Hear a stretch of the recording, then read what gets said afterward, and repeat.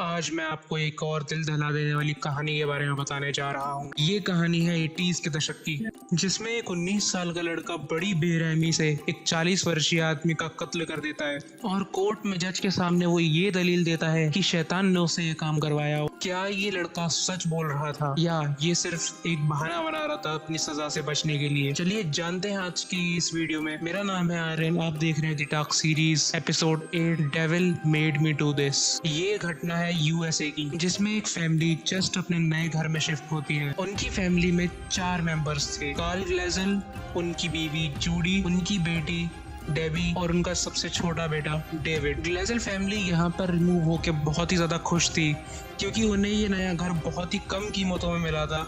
और उन्हें क्या पता था, जो चीज उन्हें इतनी सस्ती देखने को मिल रही है, आगे चल के उन्हें इसकी बहुत महंगी कीमत चुकानी पड़ेगी। उस घर में मूव होने के कुछ टाइम बाद ही पूरी फैमिली के साथ अजीब अजीब चीजें होने लगती हैं। उनके घर के सबसे छोटे बेटे डेविड को घर में हर जगह अजीब अजीब साए नजर आने लगते हैं। कुछ दिनों बाद डेविड की परेशानियां और भी ज्यादा बढ़ने लगी। अब वो साए न केवल उससे दिखाई देते थे, बल्कि उससे बातें भी किया करते थे।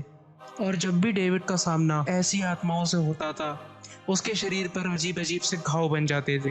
उसके पेरेंट्स जब उससे इस चीज के बारे में पूछते हैं, तो डेविड सिर्फ यही बताता है कि उसे पूरे घर में ब्लैक शर्ट और ब्लू जीन्स पहने एक आदमी नजर आता है। वो आदमी सारे घर में घूमता रहता है और डेविड को हमेशा बोलता है कि उन्हें जल्द से जल्द ये घर खाली कर देना चाहिए। लेकिन डेविड के पेरेंट्स को लगा कि डेविड नई जगह में एडजस्ट नहीं हो पा रहा, इसी वजह से उसे ऐसे भ्रम दिख रहे हैं। उसके पेरेंट्स ने उसे कई डॉक्टर्स को दिखाया, पर उसकी हालत में कोई सुधार नहीं हुआ। उसे पास के चर्च में एक प्रीस्ट को भी दिखाया गया, पर अब तक डेविड को होने वाली अनुभूतियां बहुत ही ज्यादा बढ़ चुकी थी। अब डेविड को वो आत्मा घर में हर वक्त घूमती हुई दिखाई दे रही थी। डेविड के पेरेंट्स को रात को उसके कमरे से चीखने चिल्लाने की आवाजें सुनाई देने लगी। डेविड के पूरे शरीर पर चोटों के निशान दिखने लगे थे।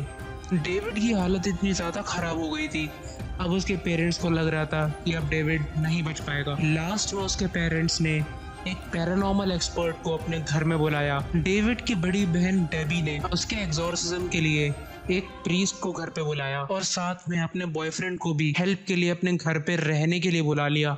एग्जॉर्सिज्म के दौरान डेविड पूरी तरह से बदल गया था। उसकी आवाज और उसकी आंखों का कलर बिल्कुल बदल चुकी थी। वो अपने आसपास के लोगों पर हमला करने लगा था। वो पैरानॉर्मल एक्सपर्ट, प्रीस्ट, उसकी पूरी फैमिली, पेरेंट्स, उसकी बड़ी बहन, सब लोग वहाँ पर मौजूद थे, पर वो सब लोग मिलकर भी एक 11 साल के बच्चे को काबू नहीं कर पा रहे थे। उस आत्मा की वजह से डेविड के अंदर इतनी ज्यादा ताकत आ चुकी थी जिसे कोई भी कंट्रोल नहीं कर पा रहा था। इस दौरान डेविड की हालत इतनी ज्यादा खराब हो रही थी कि वो खुद को या वहां मौजूद किसी भी और इंसान को जान से मार सकता था। डेबी का बॉयफ्रेंड आर्नी, उससे डेविड की ये हालत देखी नहीं गई। उसने डेविड को जोर से पकड़ के कहा, अगर तुम्हारे अंदर दम है तो मुझसे लड़के दिखाओ। दूसरी तरफ पादरी एग्जॉर्सिज्म की प्रक्रिया को खत्म करने में लगे हुए थे। उसके कुछ ही देर बाद डेविड नॉर्मल हो जाता है और तभी सब लोग चैन की सांस लेते हैं। इसके बाद डेविड का 3 बार और एग्जॉर्सिज्म किया जाता है ताकि उसको इस आत्मा से पूरी तरह से मुक्ति मिल सके। वो पैरानॉर्मल एक्सपर्ट अपने एक इंटरव्यू में बताते हैं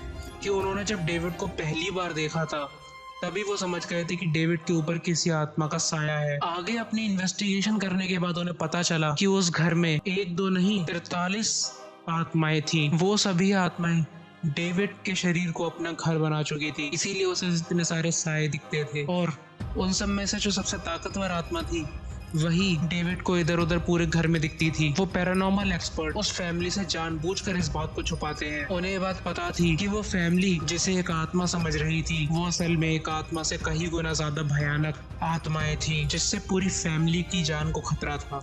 सब कुछ नॉर्मल होने के बाद डेबी और उसका बॉयफ्रेंड आर्नी एक अलग मकान में रहने लगते हैं, जहाँ वो अपने मकान मालिक के कुत्ते की देखभाल किया करते थे, जिसके बदले में उन्हें किराया नहीं देना पड़ता था। इस घर में उनके साथ आर्नी की बहन वांडा और डेबी की कजन सिस्टर मैरी भी रहा करती थी उनके साथ। कुछ दिन तक तो सब कुछ शांत रहता है, पर एक दिन आर्नी डेबी को बताता है कि उसे एक औरत का साया नजर आने लगा है, जो कि हमेशा ही उसे घूरती रहती है। आर्नी बताता है कि उसे ऐसा लगता है कि जैसे वो लड़की उसे सेड्यूस करने की कोशिश कर रही हो। एक दिन जंगल में लकड़ी काटते वक्त आर्नी को महसूस हुआ जैसे वो साया वापस उसे घूर घूर के देख रहा हो। इसके बाद वो घबरा कर घर लौट आया। आर्नी का मकान मालिक बोनो अक्सर शराब में धुत रहता था। उस दिन घर के सभी सदस्यों ने एक साथ बैठकर बोनो के साथ ही लंच किया, मगर उसी समय बोनो शराब में इतना धुत हो चुका था कि वो अपने काबू से बाहर हो चुका था। बोनो तेज म्यूजिक चलाकर सबको डांस करने के लिए कहता है, पर आर्नी को उसका ये व्यवहार बिल्कुल भी पसंद नहीं आ रहा था। उसकी गर्लफ्रेंड डेबी इस माहौल में बढ़ते तनाव को भाप चुकी थी, इसीलिए वो आर्नी की बहन वांडा और अपनी कजन सिस्टर मैरी को पिज्जा के बहाने से बाहर ले जाती है। पर जब वो लोग घर वापस आते हैं, बोनो मैरी को पकड़ लेता है और उसे अपने कमरे में जाने से रोकता है। आर्नी को ये चीज देखकर इतना ज्यादा गुस्सा आता है, वो बोनो पर इतना ज्यादा भड़क जाता है। उसकी आवाज राक्षस जैसी भारी हो चुकी थी। ऐसा लग रहा था जैसे किसी शैतान ने आर्नी को अपने कब्जे में ले रखा हो। उसकी आंखें गुस्से से लाल हो चुकी थी। उसने बोनो पर एक चाकू से हमला कर दिया और एक के बाद एक वार कर उसको छाती से नीचे तक पूरे उसके शरीर को फाड़ कर रख दिया 2 हिस्सों में। इसके बाद वो बिना कुछ बोले वहां से चला गया और पुलिस को क्राइम सीन से 6 किलोमीटर दूरी पे मिला। पुलिस की गिरफ्तारी के एक दिन बाद लॉरेन वॉरेन उस घटना के इन्वेस्टिगेटर्स आर्नी से मिलने पहुंचते हैं, जहां पर वो पुलिस को ये बताते हैं कि आर्नी उस वक्त पोजेस्ड था। वो इन्वेस्टिगेटर्स आर्नी से बात करने के बाद पुलिस वालों को बताते हैं कि कत्ल के वक्त आर्नी पोजेस्ड था, यानी उसके शरीर पर उस वक्त एक शैतान ने कब्जा कर रखा था और उसी शैतान ने आर्नी से ये कत्ल करवाया है। उस वक्त ये केस बहुत ही ज्यादा पॉपुलर हुआ। सभी मीडिया वालों ने इस खबर को चलाया। उस पैरानॉर्मल एक्सपर्ट लॉरेन वॉरेन ने आर्नी के लॉयर को भी यह विश्वास दिलाने की कोशिश की कि आर्नी इस केस में निर्दोष है और जो कत्ल उसने करा था वो उस वक्त अपने होश में नहीं था। आर्नी उस वक्त शैतान के कब्जे में था। इसी बात को आधार बनाकर कोर्ट में आर्नी की सजा को कम करवाने की भी कोशिश की गई। जज के पूछने पर आर्नी ने सारी बातें कोर्ट में बताई। जज आर्नी से ये पूछते हैं कि क्या तुमने ये कत्ल किया है, तो आर्नी बिल्कुल मना कर देता है। उसका सिर्फ एक ही जवाब था कि उसने ये कत्ल नहीं करा, डेविल ने उससे करवाया।